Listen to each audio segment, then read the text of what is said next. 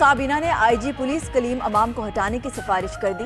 کابینہ ارکان کا آئی جی کی کارکردگی پر عدم اطمینان، نئے آئی جی کے لیے فائنل نام تجویز کرنے کا اختیار وزیر اعلیٰ کو دے دیا۔ بیشتر ارکان کا غلام قادر تھیبو کے نام پر زور، مشتاق مہر کا نام بھی زیر غور۔ بعض ارکان کا کامران فضل کے نام پر اعتراض، وزیر اعلیٰ وفاق کو خط لکھ کر آئی جی کو ہٹانے کی وجوہات بتائیں گے۔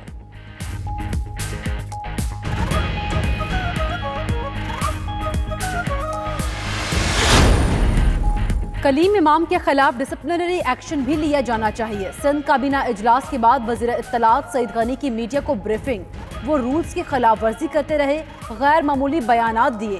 پولیس کا محکمہ براہ راست سفارت خانوں اور وفاقی حکومت کو خطوط لکھتا رہا۔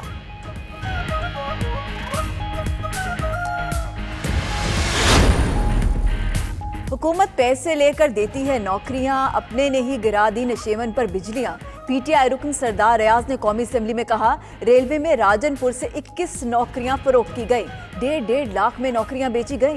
فراڈ بھرتیوں کی فہرست بھی پیش کرنے کا دعویٰ کر دیا۔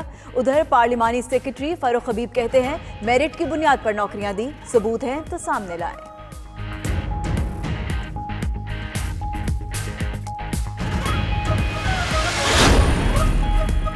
مسلم لیگ قاف کے تحفظات دور، حکومت نے مطالبے مان کر کیا مشکور۔ طارق بشیر چیمہ کہتے ہیں، پی ٹی آئی اور قاف لیگ اتحادی تھے، ہیں اور رہیں گے، ایک گھر میں بستے ہوئے الگ نہیں ہو سکتے۔ پرویز خٹک نے کہا، ملاقات میں لوگوں کی پیدا کی گئی غلط فہمیوں کو دور کیا گیا۔ جہانگیر ترین بولے، حکومت کو کوئی مشکل پیش نہیں آ رہی۔ آج بلوچستان عوامی پارٹی کے ساتھ بھی ملاقات ہوئی۔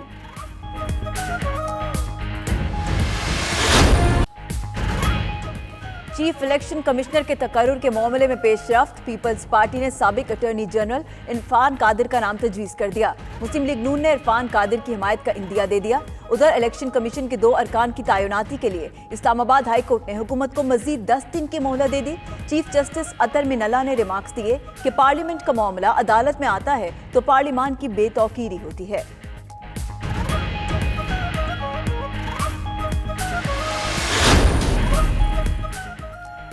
ایگزٹ کنٹرول لسٹ لمبی ہونے لگی، مریم نواز، جاوید لطیف اور رانا ثناء اللہ کے نام لسٹ میں شامل کرنے کی تصدیق۔ ذرائع وزارت داخلہ کے مطابق سابق سینیٹر وقار احمد خان کا نام بھی ای سی ایل میں شامل کر لیا گیا۔ تمام افراد کے نام نیب نے بیرون ملک جانے کے خدشات کے پیش نظر ای سی ایل میں شامل کرنے کی درخواست کی تھی۔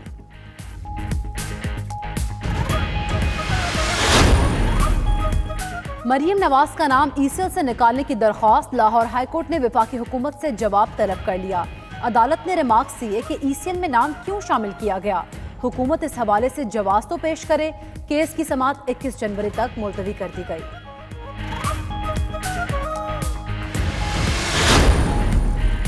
نواز شریف کی تازہ medical reports Lahore high court میں جمع، 4 مختلف رپورٹس رجسٹرار آفس میں جمع کرائی گئیں۔ ادھر یاسمین راشد کہتی ہیں، میڈیکل رپورٹس پر نون لیگ غلط بیانی کر رہی ہے، نئی میڈیکل رپورٹس آئیں تو غور کے بعد ریلیف دینے کا فیصلہ ہوگا۔ مریم اورنگزیب کا کہنا ہے، جن رپورٹس پر سیاسی تماشا کیا گیا وہ پاکستانی ہائی کمیشن سے تصدیق شدہ ہے۔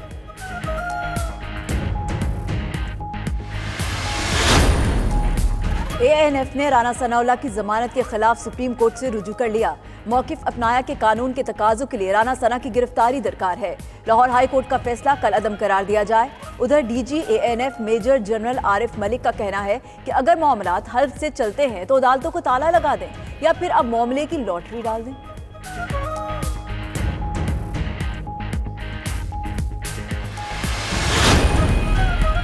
سپریم کورٹ نے حکومت کو نیا نیب قانون لانے کے لیے 3 ماہ کی مہلت دے دی۔ چیف جسٹس نے ریمارکس دیے کہ حکومت نے نیب آرڈیننس لا کر نیب کے پر کاٹ دیے ہیں، کچھ دفعات غیر آئینی قرار دی تو نیب فارغ ہو جائے گا۔ کیا حکومت چاہتی ہے نیب کے قانون کو فارغ کر دے؟ پارلیمنٹ میں قانون سازی تک پلی بارگن کا اختیار استعمال نہیں ہوگا۔ کرپشن کی رقم واپس کرنے والوں کو نتائج کا سامنا بھی کرنا پڑے گا۔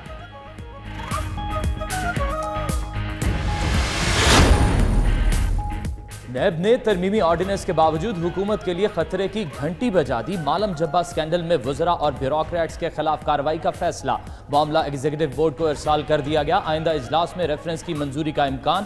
نیب ہیڈ کوارٹرز میں گزشتہ روز مالم جبہ سکینڈل کا جائزہ لینے کے بعد کارروائی کا فیصلہ کیا گیا۔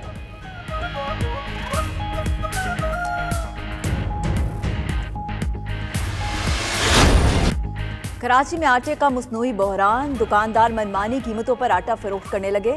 सरकारी कीमत 43 रुपए फी किलो मुकर्रर है, फरोख्त 60 से 67 रुपए में होने लगा। शहरियों का हुकूमत से नोटिस लेने का मुतालबा।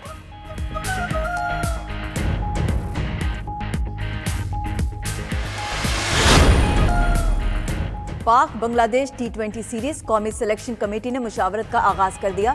मिसबाह उल हक की बाबर आजम और नदीम खान से मुलाकात। जराये के मुताबिक T20 टीम में कई तब्दीलियों का इम्कान है। इमाद बट और फहीम अशरफ को बतौर ऑलराउंडर आजमाने पर गौर। जिशान अशरफ और हारिस रऊफ के नाम भी मुशावरत।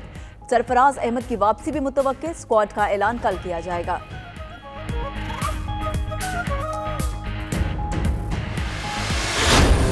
और बर्लिन फैशन वीक पूरी आबोताब के साथ जारी। तीसरे रोज मारूफ इतालवी डिजाइनर्स ने अपने मलबूसात, जूतों, बैग्स और दीगर अशिया की नुमाइश की।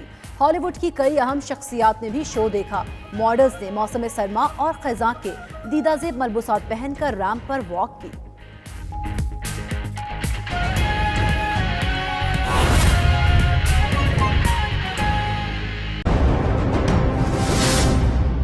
कुछ टारगेट रखे हैं। पहले साल हमारा टारगेट था कि एनएचए अपना रेवेन्यू बढ़ा के 35 बिलियन तक लेके जाएगा, लेकिन हम अल्हम्दुलिल्लाह उसको 42 अरब तक लेके गए थे।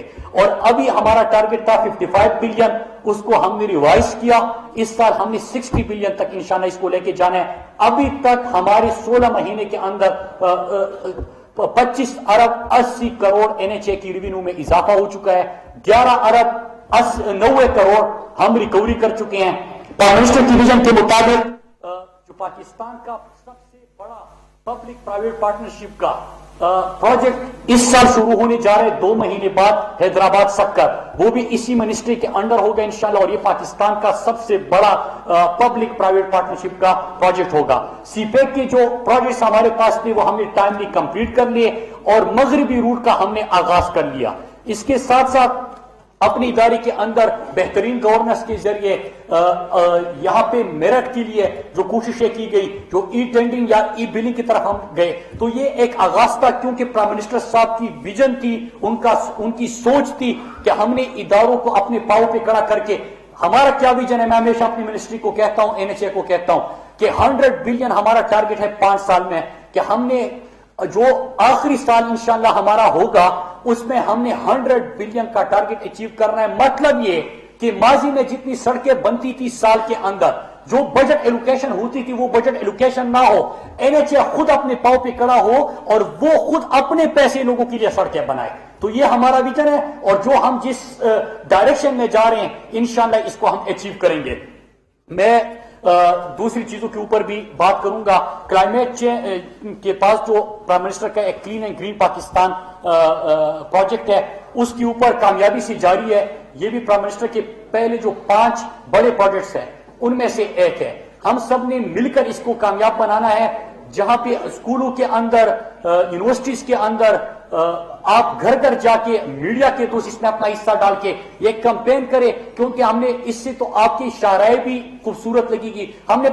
हम क्या कर सकते हैं, आपको सफर महफूज बनाने के लिए आपको बेहतरीन सड़क प्रोवाइड कर सकते हैं, हम वहां पे प्लांटेशन कर सकते हैं, लेकिन आपकी क्या जिम्मेदारी कि आपने सड़कों को साफ रखने में। आपने देखा होगा कि किसी गाड़ी में आप जा रहे हैं, किसी ने शीशा नीचे किया और जो गाड़ी में गया वो सड़क के ऊपर फेंक दिया। इस आदत को हमने बदलना है, क्योंकि इसके एक एक इंच को, इस पाक सरजमीन के एक एक इंच को हमने ओन करना है। तो इस प्रोजेक्ट में हम भरपूर पार्टिसिपेट कर रहे हैं। दूसरा प्राइम मिनिस्टर साहब के बड़ा प्रोजेक्ट कामयाब जवान 100 बिलियन का प्रोजेक्ट है, जिसके अंदर हमने नौजवानों को हुनर भी सिखाना है। पिछले दिनों आपने देखा हुनरमंद पाकिस्तान के हवाले से प्राइम मिनिस्टर साहब ने एक प्रोग्राम का आगाज किया।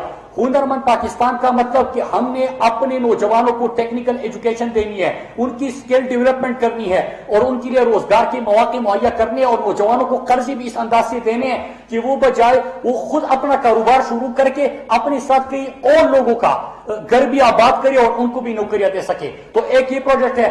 और एक प्रोजेक्ट जहां पे, क्योंकि मैं जब भी अपनी मिनिस्ट्री के हवाले से प्रोग्राम होता है मैं उसके ऊपर हमेशा बात करता हूं, वो है प्राइम मिनिस्टर का एहसास प्रोग्राम, क्योंकि ये हम सब के, हम पाकिस्तानियों के दिल के करीब है।